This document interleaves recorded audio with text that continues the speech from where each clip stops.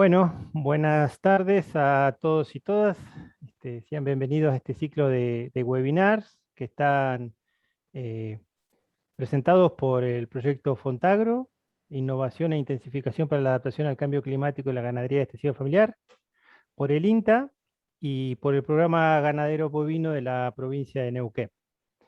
Eh, la charla del día de hoy la va a dar el doctor Agustín Martínez, que está a cargo del Grupo de Sanidad Animal del INTA Bariloche, y el tema que va a tratar hoy son las enfermedades reproductivas en bovinos en la Patagonia. Esta charla está siendo grabada, así que lo que pedimos por favor es que mientras él exponga cierren los micrófonos. Él va a exponer aproximadamente unos 50 minutos a una hora y después vamos a tener 20 minutos para las preguntas. Si expone menos, tenemos un poquito más de tiempo para las preguntas. El tiempo total más o menos es 1 hora 20 por el tiempo de grabado. Así que quienes vayan teniendo preguntas, por favor las van poniendo en el chat y sobre cuando termina la presentación, empezamos a responder las preguntas. Si queda algunas preguntas, después podrán contactar directamente ustedes a Agustín, que seguramente ahí le vamos a dejar después la dirección de mail. ¿Mm? Bueno, dicho esto, muchas gracias Agustín y adelante, por favor. Bueno, muchas gracias Sebastián, y muchas gracias a todos los participantes de ahora y los que están viendo el video, si están viendo. Bueno, la idea de esta charla era presentar algunos antecedentes, digamos, de lo que hay de enfermedades reproductivas en los bovinos en Patagonia. Esa era la idea original, pero bueno, luego fue modificándose el, la, digamos, la expectativa de la charla y me tomé el atrevimiento de cambiar el título de las pérdidas reproductivas como para aumentar un poquito más este, el espectro, digamos, de las pérdidas que ocurren en bovinos y que nos afecta reproductivamente el rodeo, ¿no es cierto? Así que, bueno, como primera instancia, este es el agrandamiento del espectro, digamos, no quedarnos solamente con el resultado mal logrado, que es este aborto, esta malparición de esta vaca, que seguramente es lo que vemos y que reflejamos sí o sí como algo negativo, ¿no? Porque bueno, es evidente que un ternero abortado es una pérdida para todo, digamos, ¿no? Para la eficiencia reproductiva, para el mejoramiento genético que podemos aplicar al rodeo, bueno, en fin, es un montón, además de la difusión de enfermedades, de posibles enfermedades dentro del campo. Si bien este la visualización más neta, digamos, de unas pérdidas reproductivas, vamos a ver a lo largo de la presentación y luego en las preguntas y en las charlas, em, que existen otras también, otras pérdidas que por ahí no se visualizan tan directamente, pero que son tan o más importantes que la generación de este aborto, ¿no? O esta malparición. Bueno, antes de empezar, y también discúlpenme que haya puesto la foto anterior, pero un par de aclaraciones como para que ya sepamos de qué va a tratar el temario de hoy, o la charla. Bueno, va a tener contenidos como el que mostré recién, que por ahí pueden herir su sensibilidad, así que si es sensible a estas imágenes, no sería recomendado. Igual hay poquitas, no son muchas, y estar al final de la charla. Em, bueno, también que la casuística digamos, de estas pérdidas reproductivas es válido aclarar que en la Patagonia es muy baja, digamos, ¿no? El estudio de estas pérdidas reproductivas, precisamente más que nada en abortos, digamos, y pérdidas postnatales tempranas, no es abordada por ninguna institución más allá del INTA en Patagonia, ¿no es cierto? no es lo mismo que lo que sucede en otras áreas de Argentina, que por ejemplo están las facultades, hay otros laboratorios de diagnóstico que trabajan en todo el rango, digamos, de diagnóstico para poder llegar a cabo, digamos, un diagnóstico de aborto, con lo cual, bueno, eso implica de que nuestros resultados, digamos, nuestra exposición de hoy, digamos, no es que sea pobre, sino que no va a ser tan floreciente como otras exposiciones por ahí en otras áreas de, no sé, en Pampa Húmeda, en Córdoba, en Salta o en el NOA, donde hay una casuística mucho más elevada y bueno, se puede presentar mucho más datos concretos. Entonces, bueno, a partir de ahí también vamos a tener una parte donde presentaremos nuestra casuística y también comparamos con información de otras regiones del país, que también es válido y bueno, y con eso nos puede llegar también a facilitar el trabajo, digamos, en el caso de aborto. Y una buena noticia es que también hay proyectos en curso donde nos van a permitir que a futuro, en 4 o 5 años, podamos tener una nueva charla, ojalá que sea presencial, y que podamos presentar datos más certeros o más con mayor certeza, digamos, en cuanto a la problemática de aborto acá en Patagonia. Bueno, si les parece empezamos y como comienzo, digamos, siempre una introducción y como la introducción siempre el productor, digamos, el productor eh, vacuno, digamos, no sé si hay alguno aquí en la charla en directo, online, pero me parece que sí que hay 2 o 3. Eh, Siempre se comenta que, digamos, para ser un productor de vacuno hay hay un dictamen que te dice digamos, anualmente tenés que tener un ternero por vaca. O sea, a lo largo de un año tenés que lograr que cada vaca largue un ternero y se destete, ¿no? No largue solamente, no lo para, sino que se desteta un ternero por año por vaca. Ese es el lema, digamos, del criador de vacuno.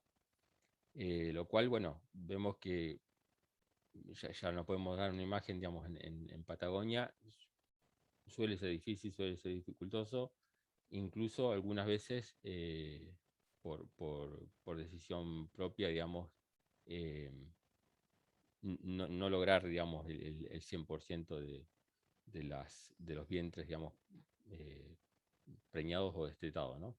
Pero nosotros siempre tratamos de llegar a ese óptimo, porque creemos que mediante ese, esa producción podemos eficientizar nuestro rodeo, ¿no? A nivel país, más o menos, esto es del año 2007, pero cambia 1 o 2% aproximadamente el porcentaje de destete. Aproximadamente son el 63% las vacas destetadas un ternero por año. Eh, Acá podemos ver una pila de monedas donde, bueno, por supuesto que hasta 90% tenemos una posibilidad, digamos, de llegar a un techo. El techo de 100% es como lo expresé también en la anterior filmina, digamos, es medio utópico o casi imposible, digamos, que todos los años, todas las vacas, todos los vientres generen un ternero destetado y de manera en tiempo y forma, ¿no? Con lo cual, bueno, siempre se piensa que a 90% sería lo ideal, alcanzable, incluso acá en Argentina, bueno, existen establecimientos que llegan, hay países que tienen estos índices de producción. Pero bueno, como vemos en estas columnas, también estamos bastante lejos, o sea que tenemos un margen como para mejorar. Y si nos vemos acá en Patagonia, según el estudio de Rearte, un colega de INTA, estamos justo en el promedio, o sea que no estamos ni tan mal, ni bueno, y ni tan bien tampoco, bueno, la pampeana tampoco tiene buenos índices. Pero bueno, tenemos un techo para crecer y ese techo es lo que queríamos comentar ahora, cuáles son las posibilidades de mejora, ¿no? Entonces, en ese afán de mejorar nuestra productividad, en el caso de que querramos tener un ternero por vaca por año, y ese ternero sea apto para la recría, porque generalmente digamos, nosotros criamos, pero para que alguien lo recría, o nosotros mismos lo podemos recriar, pero para que sea apto, digamos, tiene que tener un buen peso de destete, ¿no es cierto? En esta filmina voy a empezar de atrás para adelante, o sea que seguramente va a ser media confusa, pero cualquier cosa en las preguntas lo retomamos. Entonces, bueno, necesitamos tener buena cantidad de terneros, pero también con buen peso de destete. En un trabajo que está llevando a cabo Rodolfo Herrera, que es un colega de Tandil, digamos, un estudiante que le está haciendo la residencia con nosotros, donde dentro de estos proyectos que hablamos, que iniciamos, una primera instancia fue evaluar a ver qué conocimiento de actividad y prácticas tienen y los ganaderos, digamos, en Patagonia, ¿no? En cuanto a las pérdidas, digamos, reproductivas. Entonces, bueno, se está haciendo un estudio donde vamos a presentar algunos datos que están en color rojo. Esa es la distribución de los eh, establecimientos encuestados. Bueno, en la ganancia de peso vemos que estos productores, o sea, parte de estos productores lo que hacen destete controlado, eh, destetan aproximadamente entre los 8 y 9 meses con 170 o 105 kilogramos de peso vivo al destete, lo cual está dentro del margen, digamos, óptimo de destete, ¿no? Algunos casos pueden ser un poquito más, otros un poquito menos, pero es el promedio de peso. Con lo cual, bueno, acá podemos mejorar, también no es parte de esta charla la mejora, seguramente hay otras charlas que nos pueden llegar a dar herramientas para mejorar este peso al pie de la madre, el ternero, pero bueno, dentro de los niveles está apropiado. Pero para lograr que tener esos pesos de destete tenemos que tener los terneros, ¿no es cierto? Entonces, la sobrevida de los terneros, o sea, desde que la vaca pare hasta tener el destete, tenemos que lograr que, además de ganancia de peso, que los terneros sobrevivan. Esa sobrevivencia en estos establecimientos o en estos productores encuestados va del 2 al 10%, no de sobrevivencia, sino de mortandad, ¿no?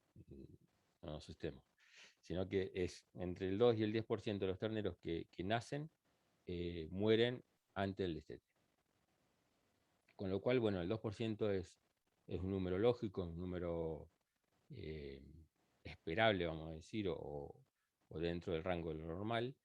Y bueno, los establecimientos que ya tenían 10%, por supuesto, están bastante fuera de lo normal. Con lo cual, bueno, eso también es un punto a tener en cuenta, que tampoco lo vamos a abordar ahora, pero es un punto a tener en cuenta para poder mejorar esta sobrevida de los terneros, ¿no? Y las tasas reproductivas que hacen que nosotros podamos tener esos terneros es que primero las vacas se preñen, ¿no? O sea, de 100 vacas que nosotros entoremos, tenemos que ver que la mayor cantidad se preñen, que ojalá que el 100% de esas vacas se preñan, y que esas vacas cursen bien la gestación y puedan parir. Un ternero fuerte, un ternero en buenas condiciones que pueda poder crecer, desarrollarse y llegar hasta el destete en buen peso, ¿no es cierto? Bueno, esas tasas en los productores que hacen control, digamos, de gestación, que nosotros decimos, digamos, el diagnóstico de gestación, que es en el tacto, nos comentaron que entre el 75 y el 96% de las vacas que entoraban se preñaban.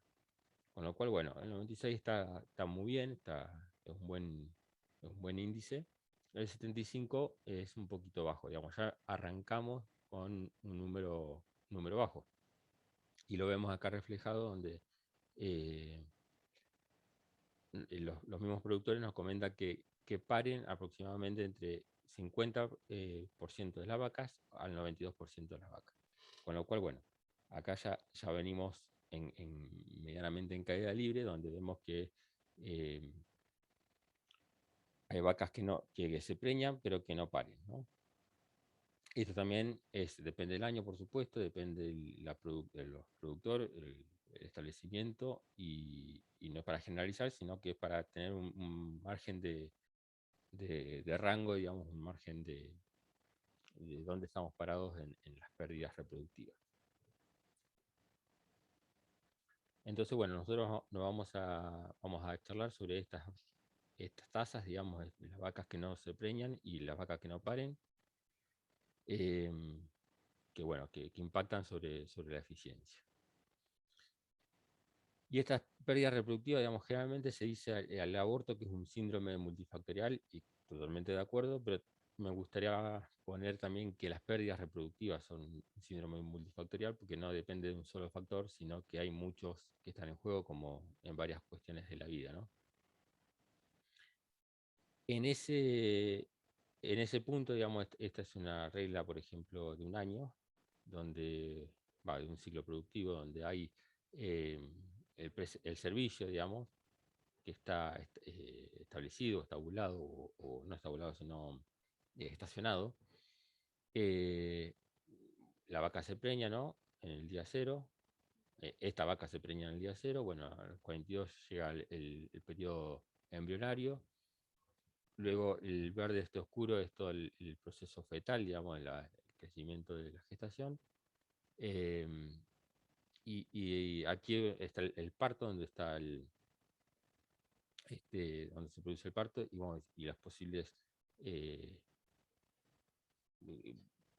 manifestaciones, digamos, de problemas postnatales, ¿no? Entonces, bueno, dentro de lo que habíamos visto anteriormente, vemos que las tasas reproductivas afectan tanto al comienzo del servicio hasta el final hasta el proceso del parto, ¿no? En el momento del parto hasta el destete ya tenemos que hablar sobre la sobrevida de los terneros y de la ganancia del peso del ternero en el pie de la madre. Entonces, ¿cuáles son algunos de los posibles factores? Digamos, dijimos que es multifactorial. Bueno, ¿qué posibles factores? Estos son los principales, podríamos decir, factores que afectan a las tasas reproductivas en la primera etapa, digamos, desde el principio del servicio, o antes del servicio incluso, eh, hasta el periodo de embrionario tardío, ¿no? Es la nutrición, seguramente es una de las principales causas, digamos, o factores que afectan, en que interviene, como vamos a ver dentro de un ratito. Las enfermedades, algunas enfermedades venéreas, digamos, las enfermedades venéreas, y algunas enfermedades virales producen también baja tasa de estas reproductivas. Luego, en el periodo gestacional, tenemos una mayor variabilidad o mayor factores, digamos, que intervienen y que son los más importantes, digamos, en pérdidas reproductivas, como son las enfermedades venéreas de vuelta, la neosporosis. Todas estas son enfermedades que, bueno, que algunos capaz que las han escuchado hablar, eh, y otras por ahí capaz que no tanto, leptospirosis, enfermedades virales, algunas enfermedades tóxicas, y las deficiencias minerales también que puede producir aborto. Y bueno, una vez que nacen los animales y hasta el destete, son susceptibles, digamos, por supuesto tenemos la distosia, que es un proceso en el parto, digamos, ¿no? Que se produce una deficiencia en la posibilidad de parir fácilmente, y después todas las enfermedades que producen muerte, comúnmente muerte, digamos, postnatal en terneros. Entonces, lo que recomendamos siempre es empezar por lo más sencillo, y esto creo que es lo más sencillo, ¿no? Antes de comenzar nuestro periodo de servicio, y ojalá cuando tengamos, digamos, ya estamos en primavera, estamos iniciando, digamos, el preservicio, empecemos digamos, como tenemos que hacerlo de rutina, a la observación de la condición corporal de las madres para poder establecer algún tipo de estrategia o herramienta, aplicar alguna herramienta que nos permita mejorar esto, ¿no? No sé si ustedes están comentando o viendo el estado corporal, digamos, que tienen estas madres. Estas madres por supuesto que no van a poder, digamos, al entrar al servicio, si nosotros le echamos el toro, estas vacas no van a estar aptas para recibir la monta del toro y llevar una gestación, ¿no? Principalmente por la condición corporal que tiene. O sea, sin tener observación o diagnóstico de ninguna enfermedad, ya con esta condición estamos complicados. Y estamos complicados básicamente porque, bueno, con este gráfico vemos que hay en las barras rojas, vemos el porcentaje, digamos, de vientres que tienen anestro profundo, dependiendo de la condición corporal, ¿no? Anestro profundo, anestro superficial y animales que están ciclando. Vemos que del 2,5 para el 3,5 tenemos mayormente animales ciclando, y de 2,5 para abajo, de 2, de 1,5, como podemos ver esta vaca, tienen anestro profundo y no va a estar ciclando, no va a estar produciendo ovocito, con lo cual no va a haber ninguna gestación posible. Con lo cual también eso, digamos, además de esas 100 vacas entoradas, que metemos 100 vacas, tenemos que saber qué condición tienen, ¿no? O mejorar esas 100 vacas que estén en buena condición, una condición 3, una condición 3,5, nos va a permitir que tengamos una buena tasa reproductiva y, bueno, y también una buena aparición distribuida, una buena aparición. Este es un trabajo de Karina Cancino, una compañera aquí en INTA, donde también evaluó la condición corporal versus la preñez ya en el tacto, ¿no es cierto? Ya en mayo, por ahí, cuando se hace el tacto, evalúo qué condición corporal tenían los animales, digamos, qué porcentaje de preñez tenían los animales que tenían diferentes condiciones corporales en dos lugares de la Patagonia, más que nada en Río Negro y Neuquén, en la meseta rionegrina y la precordillera. Y bueno, también se puede observar que animales con baja condición corporal tenés muy baja tasa de preñez, ¿no? Esto ya, por supuesto, que en mayo, o sea que tal vez cuando empezó el servicio estaba preñada, después bajó la condición y llegamos al tacto donde tiene baja condición corporal y mantiene la preñez. Pero bueno, eso se va a complicar seguramente a lo largo de la gestación. Bueno, con esto quería, no sé si fui claro o no, pero bueno, veremos en las preguntas.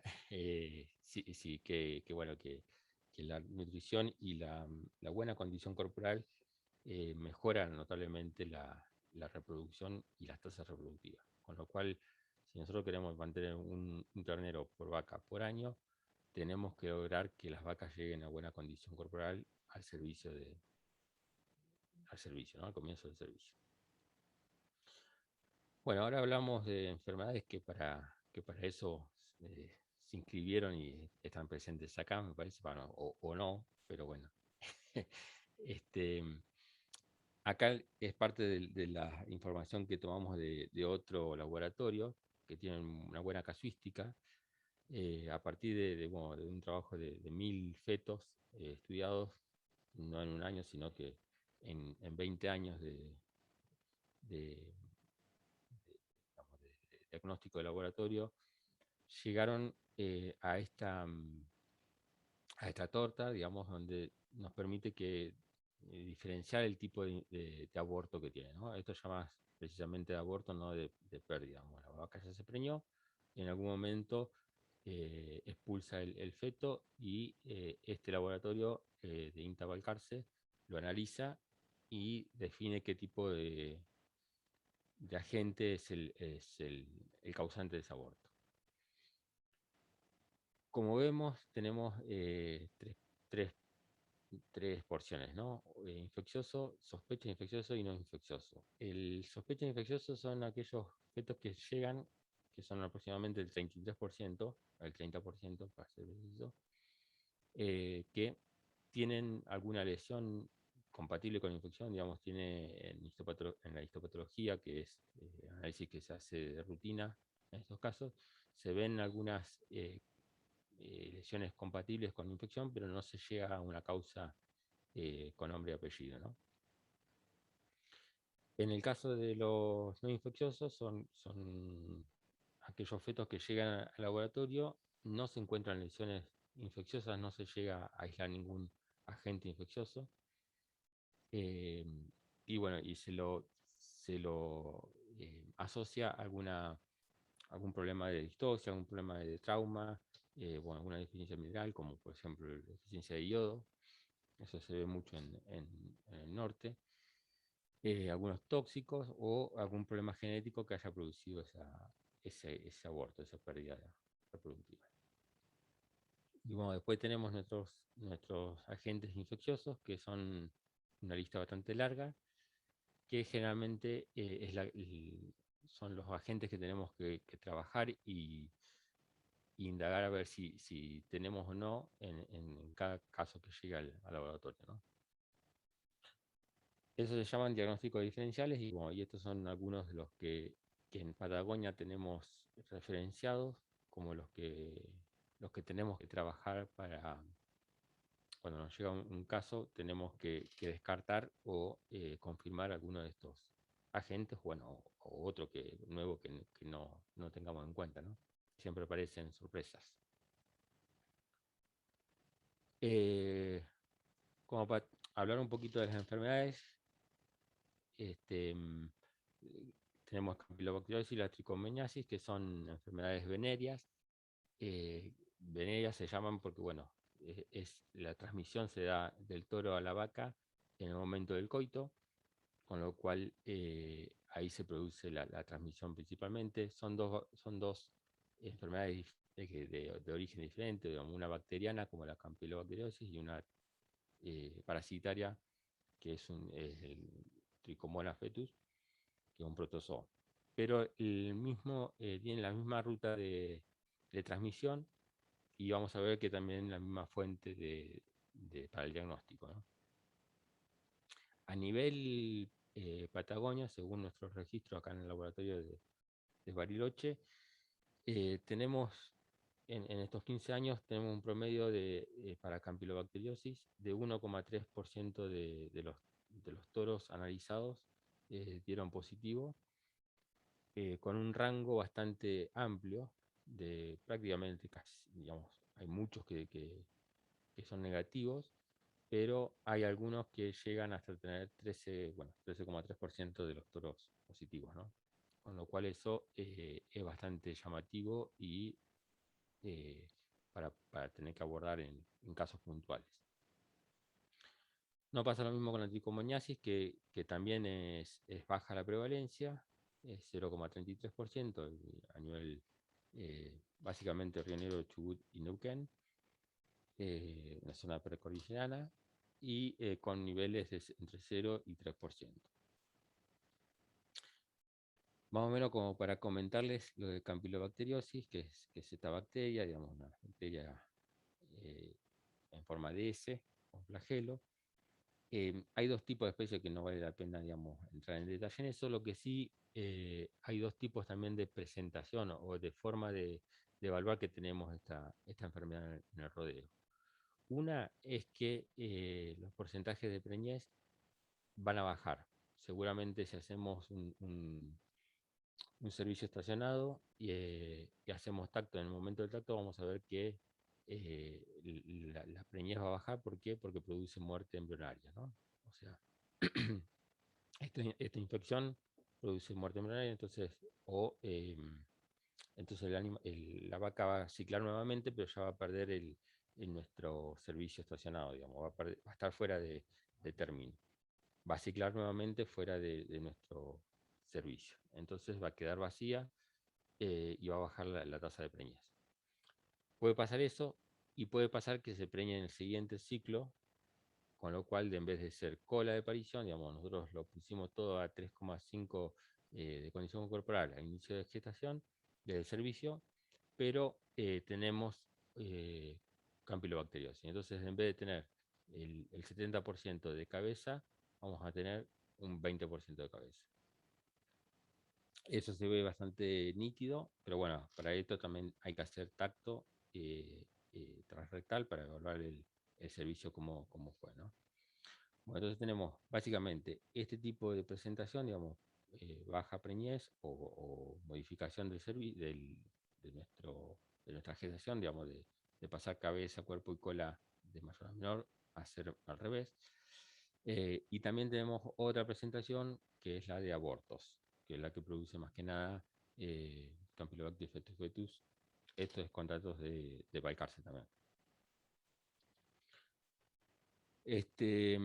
Bueno, y para el control y el tratamiento, digamos, lo ideal es un diagnóstico preservicio de estas enfermedades, que es mediante raspaje de prepucial en los toros y el descarte de los toros positivos. No vale la pena mucho el tratamiento antibiótico en el caso del campylobacteriosis. Se puede probar si el toro es genética destacable y demás, pero nosotros no recomendamos en rodeos de cría eh, productivos, digamos. Y en campos con alta prevalencia se recomienda vacunar a las vaquillonas, que son la categoría más susceptible, y hay una vacuna específica para Campilo que anda bien. Bueno, en cuanto a brucelosis, vamos a ir un poquito más rápido porque me, me copé al principio, me parece. En brucelosis tenemos dos momentos, ¿no? Evaluar. Previo del año 99 y ahora en la actualidad. Vamos a decir que en los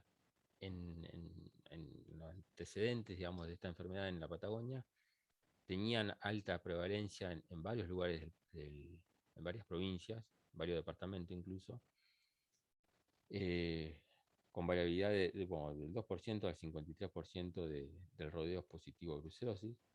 Y esto básicamente en los años 80, esos son estudios del año 80, 85, eso se dio debido a que la vacunación no era obligatoria, la vacunación contra brucelosis bovina. A partir del 99, donde se reglamenta que la obligatoriedad en Patagonia de la vacunación, vemos que año a año iba bajando esa prevalencia hasta llegar hasta este año, el año pasado, que, que se invitó a los productores a realizar la determinación única obligatoria del estatus sanitario de brucelosis a todo el rodeo, y vemos que la prevalencia ha bajado sustancialmente, casi a niveles erradicables, ¿no? Excepto, bueno, algunos puntos, algunos establecimientos bueno, que es para trabajarlo puntualmente, ¿no? Pero eso se dio, como lo nombré, seguramente por la vacunación, por la buena aplicación de la vacuna, que también en Patagonia es dificultoso. No siempre tenemos las terneras de 3 a 8 meses disponibles para la vacunación, pero bueno, se ve que en 20 años de buen plan se pudo bajar la prevalencia. Ninguno de los datos que les estoy mostrando son estudios epidemiológicos, digamos, con estadística desarrollada, son muestreos. Algunos pocos creo que sí que tienen algo de estadística, digamos, pero no son relevamientos estadísticos provinciales, digamos, o generales, ¿no? Son puntuales que nos marcan cómo va el tema de la prevalencia. Bueno, como controles o como herramientas para el control y tratamiento de esta enfermedad es la vacunación obligatoria, terneras entre 3 y 8 meses, esto obligatorio por SENASA, por reglamentación, y el diagnóstico de descarte de animales positivos. esta brucelosis, bueno, como la conocen, es una bacteria que generalmente, digamos, es por consumo de placentas que se infecta la vaca, placenta infectadas, ¿no? Por otra vaca abortada por brucela. Eh, con lo cual, bueno, el mantenimiento de animales positivos nos hace un campo mucho más sensible a tener problemas reproductivos por esta enfermedad. O después leptospirosis, que es una enfermedad que no fue muy estudiada en Patagonia. Allá en los años 80, sí, una compañera de INTA junto con Robles, con Carlos Robles, han trabajado. Hay dos tipos de leptospira, que hay algunas adaptadas al bovino, otras no adaptadas. Bueno, hay diferencias en la presentación de esta enfermedad, pero lo importante es que, bueno, que se han detectado eh, prevalencias, digamos, de- de- de bovinos con leptospira y, sin embargo, no hay ningún aborto estudiado que sea positivo a esta bacteria.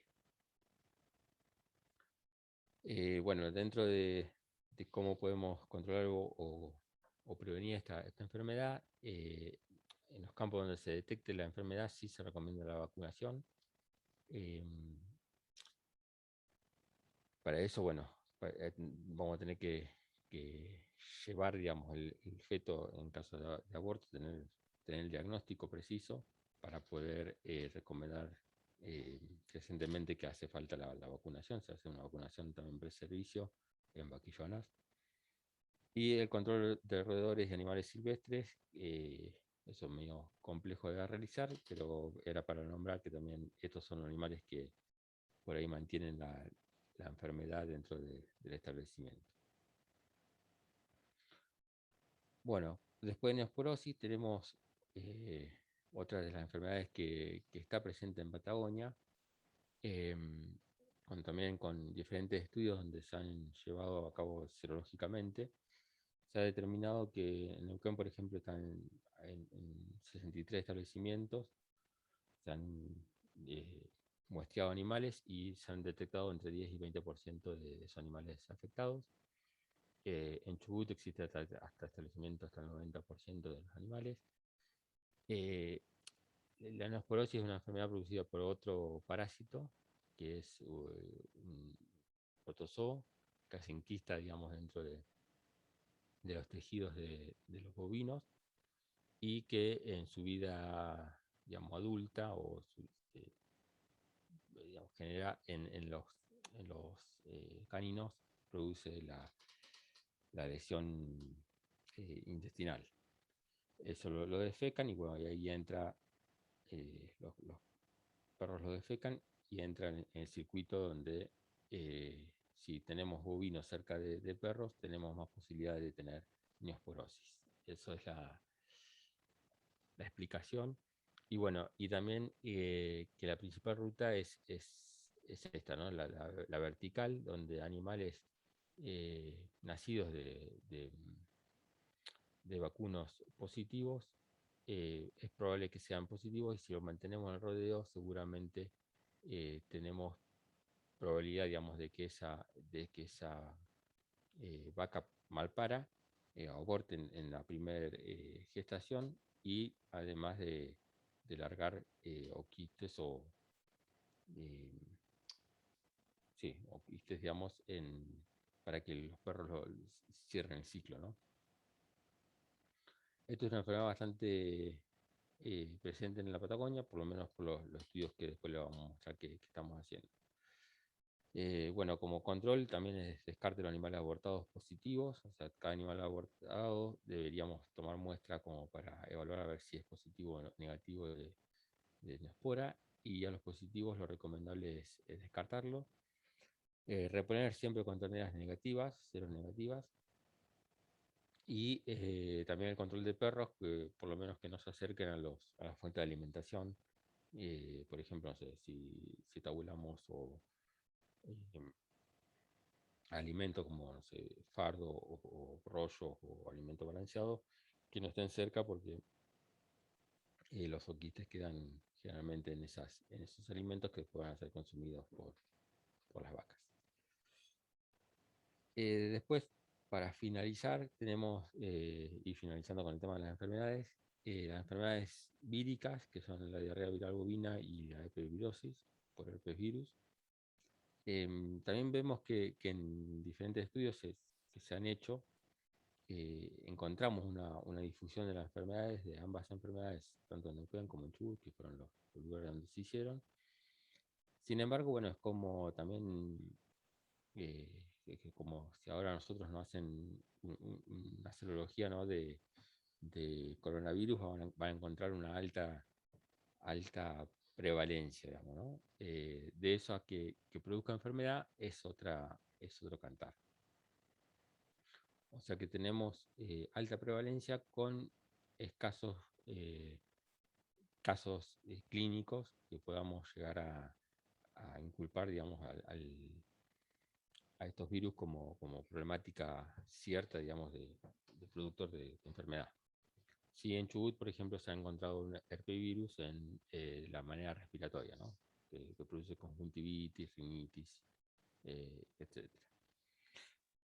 Y para DB lo que tenemos que tener en cuenta es que el PI esta sigla es presidentemente infectado, digamos, son terneros que nacidos de animales que en una etapa de la gestación fueron infectados por el virus de diarrea viral bovina y quedan inmunotolerantes, digamos, quedan para siempre infectados, liberando ese virus en el medio. Y eso se encontró en Chubut, que el 1% de esos animales infectados eran persistentemente infectados, con lo cual, bueno, eso agrava un poquito más la situación para el lugar donde ocurre esta prevalencia, ¿no? Bueno, ahora hablamos un poquito si les parece, del diagnóstico que hemos tenido, que estamos teniendo en estos últimos años de las pérdidas reproductivas. Este es nuestro establecimiento en Chubut, donde en 40 madres Hereford ocurrió en 23% de abortos en un mes. Este es uno de los abortos que llegó al laboratorio. Aproximadamente contemplamos entre 4 y 5 meses. Hicimos la histopatología y encontramos lesiones, no lesiones, sino características que nos compatibilizan con alguna infección, como por ejemplo son estas células violetas, esos puntos violetas que son células inflamatorias, en hígado, tanto en hígado como en corazón.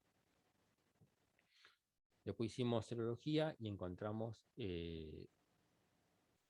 no encontramos, por ejemplo, brucela, tanto en abortadas, donde tomamos muestras, digamos, de los animales abortados y la misma cantidad de no abortadas.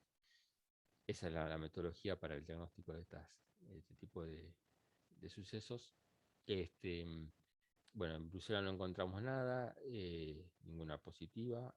Para herpes virus bovino tampoco, para DB tampoco. Y para nosotros encontramos que las abortadas tenían 5 de 8, perdón, me equivoqué, acá son 8 y 7.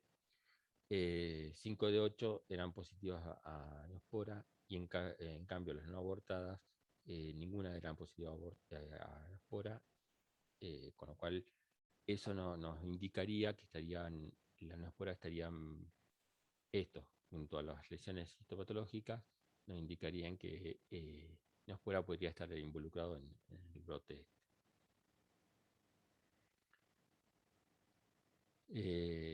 Bueno, no llegamos a confirmar, pero es un presuntivo de que, bueno, que eso también la epidemiología, porque había bastante perros en el establecimiento, con cercanía donde estaban pastando los animales. Tenían datos epidemiológicos anamnésicos donde nos permitían llegar por lo menos a un presuntivo bastante fuerte que fuera estaba asociada, digamos, al aborto.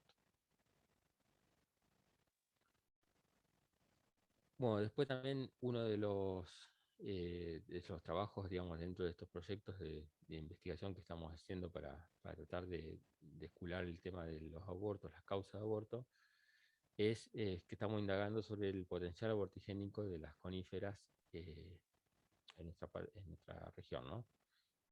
Esto se debe a que, bueno, se presentaron algunos casos donde se sospechaba que hubiera aborto a término con asociado, digamos, al pastoreo de coníferas. Entonces se realizó un estudio, un mini estudio de toxicológico, donde se tomaron muestras de diferentes especies de coníferas en diferentes lugares, y se midió el tóxico, que es el ácido isocuprósico, y se detectó que, bueno, que el pino ponderosa tenía niveles tóxicos que son mayores al 0,5, que son niveles a partir del 0,5 empieza a ser tóxico. Bueno, así el pino murrayana y el pino oregón no dio absolutamente ninguna concentración, digamos, de ese ácido isocuprósico. Con lo cual, bueno, empezamos a tener indicios de que nuestras coníferas en algunas plantaciones pueden llegar a tener potencial toxiquénico, ¿no? Esto es lo que nos llevó a tener también otro proyecto donde cada vez que se produce un brote de abortos, hacemos el análisis completo de todos los fetos que se encuentren, las madres, como mostramos en el anterior caso, y hacemos toda la batería de diagnósticos serológicos y también de histopatológico. En la histopatología de estos fetos encontramos, en este caso abortaron 5 animales, 5 fetos pudimos analizar. Hicimos la histopatología de todos los tejidos, sistema nervioso, riñón, pulmón, tiroides, hígado, bueno. Y no encontramos absolutamente ninguna lesión compatible con infección. Con lo cual, medio que nos descartaba, ¿no?, el agente infeccioso. Y después hicimos la dieta de las madres, abortadas y no abortadas, también con el mismo nivel de cantidad de animales. Y ahí vimos alguna diferencia en cuanto al consumo de pino o de pinus que habían tenido las abortadas versus las no abortadas. Con lo cual, bueno, también nos llevó al indicio de un presunto brote de consumo de pinus. Esto todavía estamos en estudio, así que bueno, seguimos indagando. Y otras de las pérdidas postnatales, vamos a decir, o ahí en el periparto, son las distocias. Hemos encontrado algunos casos donde, bueno, se mezclan por ahí toros, se cruzan, digamos, toros con frame alto o grande, con vaquillonas de frame menor, en donde vemos bueno, que el animal está afectado, digamos, está complicado para la expulsión en el momento del parto, entonces se produce un edema y eso genera la asfixia del ternero y muerte del ternero, ¿no? Y también existen antecedentes de 2 casos, uno genético, una enfermedad genética en Chubut, que es muy rara, digamos, hay acá en Argentina, en Uruguay y en Australia, que hay reportes, y también algunas malformaciones congénitas atribuidas al consumo de plantas tóxicas en el periodo de la gestación, o paratóxicas o tóxicos asociadas a plantas, al forraje, ¿no? Así que bueno, esa es la variación que hay de pérdidas reproductivas que hay en Patagonia. Esto en modo de resumen, digamos, para llegar a arribar a un diagnóstico, lo ideal es tener siempre una anamnesis de la situación, digamos, un historial de qué pasó con el rodeo, cuántos entraron a servicio, cuál fue el porcentaje de tacto. También la epidemiología, digamos, si hubo alguna entrada de algún toro vecino, si hubo algún cambio de manejo, si hubo nevadas previamente, digamos, antes de la aparición de los abortos. Bueno, todas esas consultas, esas preguntas y esos datos nos van a permitir ir a acercar cada vez más al diagnóstico definitivo. La clínica también, y bueno, y el laboratorio son los complementarios que nosotros nos apoyamos para poder definir qué tipo de aborto es y qué causa tiene, ¿no? Entonces estos son los diferentes laboratorios. Luego, una vez que detectamos que en un rodeo que hay problemas de, de abortos bastante frecuentes o tuvimos un brote de abortos, generalmente no se puede o es difícil, digamos, el control en esa misma estación, digamos, en el ciclo productivo, porque bueno, ya está desencadenado el factor que produjo los abortos, pero sí lo podemos tener presente para un futuro, ¿no? Digamos, para el próximo ciclo productivo, evitar tener esas pérdidas.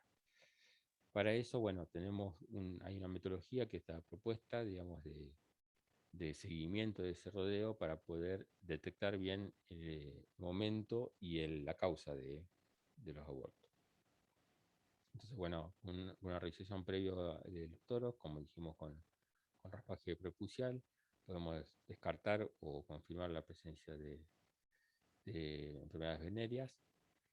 Luego hacer el servicio estacionado y un diagnóstico de gestación, como dijimos, el tacto rectal.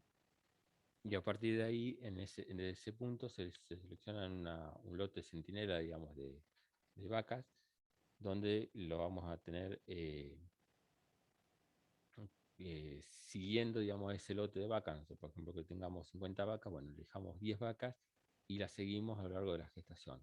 Y ese seguimiento consta del tacto, una vez por mes, como para evaluar que sigan teniendo, digamos, la gestación, que sigan desarrollándose. Y en caso de tener pérdida de gestación en una de las vacas estas, yo que sé, por ejemplo, en el segundo tacto que hacemos, una de las vacas que estaban preñadas en el primero deja de estarlo, bueno, ahí tomamos los recaudos para poder hacer el muestreo de estas animales. Entonces, a partir de este seguimiento, nosotros a lo largo de toda la gestación vamos a tener el pool de muestras y saber en qué momento ocurren las pérdidas reproductivas.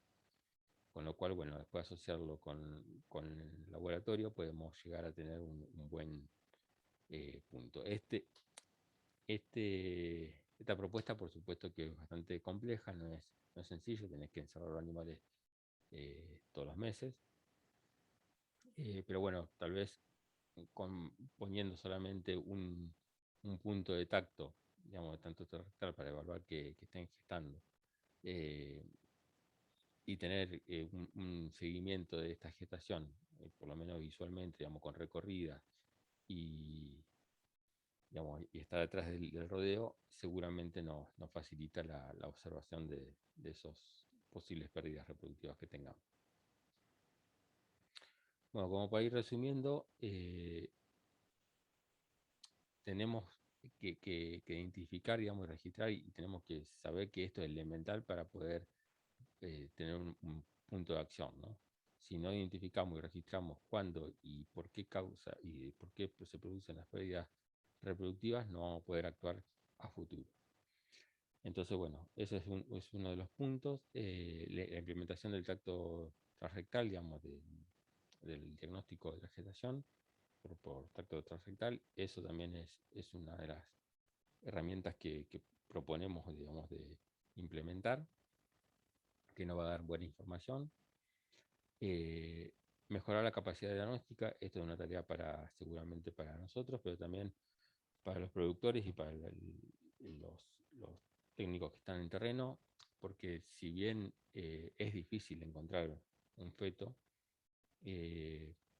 con un buen seguimiento, con una buena manejo, digamos, del rodeo, posiblemente tengamos más chance de encontrarlo y de poder llegar a un diagnóstico de la causa de esa pérdida. ¿Y para qué queremos el diagnóstico? Bueno, para poder implementar, digamos, los planes sanitarios para la prevención de esas causas con algún tipo de lógica, ¿no? Bueno, con esto espero que no lo haya aburrido y le agradezco por el aguante y participación. Espero sus consultas o preguntas.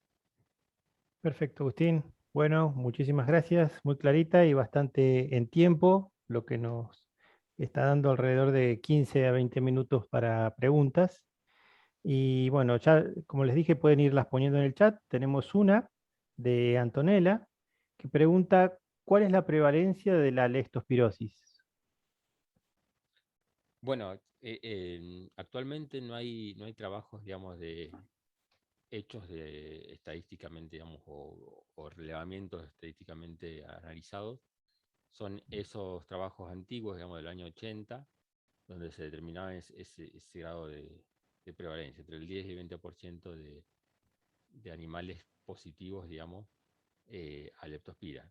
Que también hay que tener en cuenta que la leptospira, digamos, no animal con anticuerpos eh, haya tenido la enfermedad clínica, ¿no? Pues ahí pudo haber tenido una infección, levantado anticuerpos, pero no la enfermedad clínica. Con lo cual, prevalencias a nivel serológico tenemos esas, y prevalencias o casuística de aborto por leptospira no tenemos ninguno registrado, al menos acá en el laboratorio de INTA. Bien, tenemos otra consultita. Eh, bueno, Giselle pregunta, Agustín, ¿hay porcentaje de abortos en relación a los fármacos? Dice, yo tuve un caso clínico hace unos días, tenía un absceso en la región de la garganta, lo traté y en los días abortó. Em, no, fármacos antibióticos no tengo registro, así que sean abortigénicos, ¿no? Per se. Lo que pudo haber pasado en ese caso, digamos, y que está registrado, digamos, que bueno, que todos los procesos de estrés del animal pues, generan, digamos, un posible aborto. La infección, digamos, de ese absceso seguramente también haya producido prostaglandinas, que haya producido alguna deficiencia de progesterona, digamos, a nivel del animal, y bueno, y haya producido un aborto. Directamente por fármacos, por antibióticos, no tengo registro, digamos. Bueno, para agregar información dice que, bueno, que lo trató con Flunix, dipipenicilina. Ah, sí, no tengo registro. Bien, Cualquier cosa averiguo y perfecto. Bueno, Alejandra pregunta, dice, feto abortado de 7 meses sin pelo, pero negativo para brucelosis. ¿Cuál puede ser la causa? hmm, y vemos que son bastantes, vieron la lista de diferenciales que hay. Eh, Hay muchas causas. eh, no está bueno quedarse siempre con digamos, la época o la etapa de gestación que abortó, ni con un solo eh, aspecto clínico, digamos, de ese aborto, ¿no? Porque puede haber, la biología por eso es linda, digamos, porque tenés variabilidad de diferentes cosas. Entonces por ahí no es clavado que un animal, no sé, sin pelo, eh, sea por una cuestión, una viral, por ejemplo, o brucélica. Este, entonces, lo ideal en ese caso siempre es tratar de llegar al diagnóstico, y no quedarnos con la duda de que puede haber sido. Si tenemos la posibilidad de encontrar ese efecto, está bueno analizarlo lo más profundamente posible, pues si capaz que no podemos hacerle, no sé, la bacteriología, porque ya pasó 1 o 2 días de expulsado, pero sí le podemos hacer la histopatología, que nos va a dar una orientación de que si es infeccioso o no es infeccioso. Al menos eso nos va a dar algún margen, digamos, de poder eh, mejorar o acercar al diagnóstico. Con lo cual te puedo llegar a decir que no sé. Para resumir, no sé qué podrá llegar a ser, digamos, hay muchas causas. Bien. Antonella pregunta, ¿Iseín Bariloche tiene laboratorio para envío de suero y muestra de tejidos fetales para diagnóstico de abortos? Sí, sí, estamos bueno, justamente con los proyectos que tenemos en marcha, podemos analizar. Serológicamente tenemos una batería de pruebas. También estamos trabajando en red, o sea que también mandamos algunas muestras a Balcarce. o a castelar. Y bueno, histopatología se hace acá y esa herramienta es muy útil para poder diferenciar, como le decía, digamos, de infeccioso no infeccioso, y infeccioso también te puede eh, orientar si es algo viral o algo bacteriano o algo parasitario, ¿no? Así Bien, que sí, si, si tienen algún problema, digamos, de aborto, no duden en consultarnos, digamos, y nosotros estamos abiertos también dentro de estos proyectos, digamos, no, la idea es llegar a un diagnóstico y poder tener información para poder actuar, o sea que a nosotros nos interesa y eh, nos sirve, digamos, toda esa información. Con lo cual, bueno, si se quieren contactar y vemos la manera de llegar a un diagnóstico a partir de las muestras que tengan, ¿no? bien. Maiko pregunta, hola Agustín, muy bueno. Consultarte si tenés datos de muestreo y encontraron PI, sobre todo en rodeos pequeños productores de Neuquén o de DBB. Sí, no, en Neuquén no se llegó a tanta profundidad, digamos, de diagnóstico.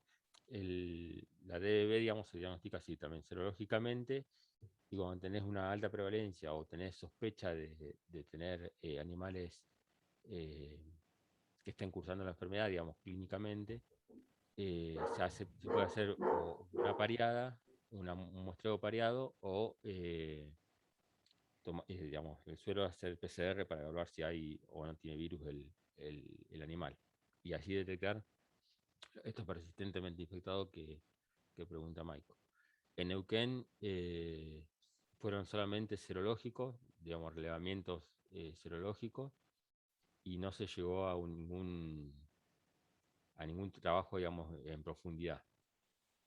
Eh, Eso también, digamos, en Chubut se llegó a ese trabajo profundo porque, bueno, hubo algunas sospechas de, digamos, animales abortados con problemas nerviosos, digamos, con hidrocefalia, problemas articulares, entonces, bueno, se sospechaba que estaban involucrados el virus de la diarrea viral.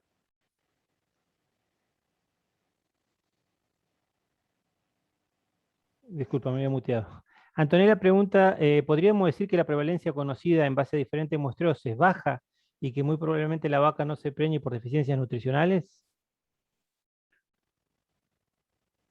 Yo supongo, digamos, esto también es, sí, la prevalencia de las enfermedades, si lo hacemos serológicamente, es, es normal o es no normal, sino que es comparable con las prevalencias que hay en otros lugares de cría bovina en Argentina, en cuanto a prevalencia serológica. En cuanto a casuística, es más baja, con lo cual no nos permite decir que si hay o no hay problemas fuera de lo nutricional que, digamos, involucrar a algo eh, confirmado, digamos, que tenga problemas, que genere problemas reproductivos, que no sea nutricional.